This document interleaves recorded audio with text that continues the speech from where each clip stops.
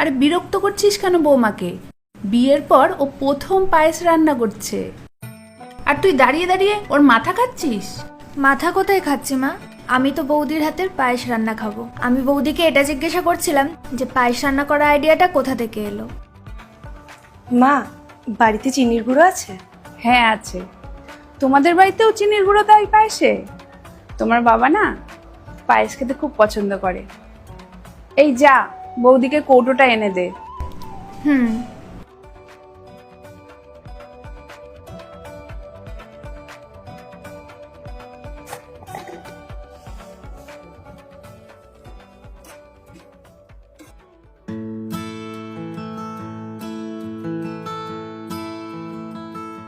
বাহ, দেখতে তো খুব ভালো লাগছে। খেয়ে দেখ, আরো ভালো লাগবে। হ্যাঁ, এতে তো কোনো সন্দেহ নেই। আমি যখন প্রথমবার বৌমার বাড়িতে গেছিলাম, বৌমার হাতে চা খেয়েছিলাম, তখনই আমার ওকে খুব ভালো লেগেছিল। খেয়ে দেখো তুমি। হ্যাঁ,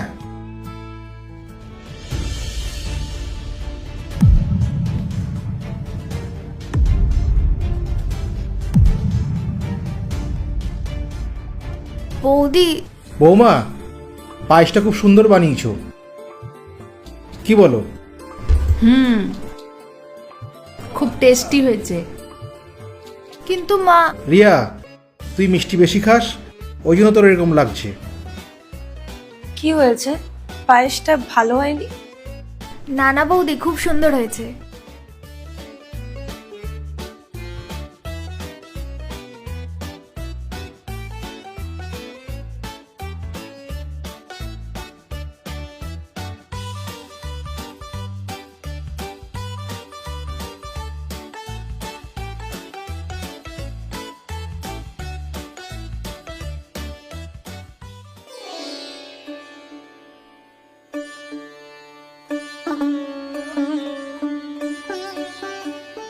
মা, বাবা, আমাকে ক্ষমা করে দিন। আমি ভুল করে নুনকে চিনির গুঁড়ো ভেবে। এতে ক্ষমা চাওয়ার কি আছে বৌমা? আমরা তো ভাবলাম তোমাদের বাড়িতে পায়েসে নুন দিয়ে খাওয়া হয়।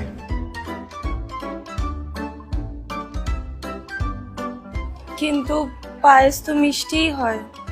আরে যেই বাড়িতে রিয়ার মতো অলস মেয়ে থাকে, সেই বাড়িতে পায়েস তো লবণ দিয়ে হতেই পারে।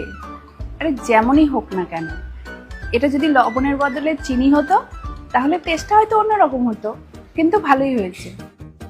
সরি বৌদি। পার্ট 2 দেখতে সাবস্ক্রাইব করো ভেলকু 78M।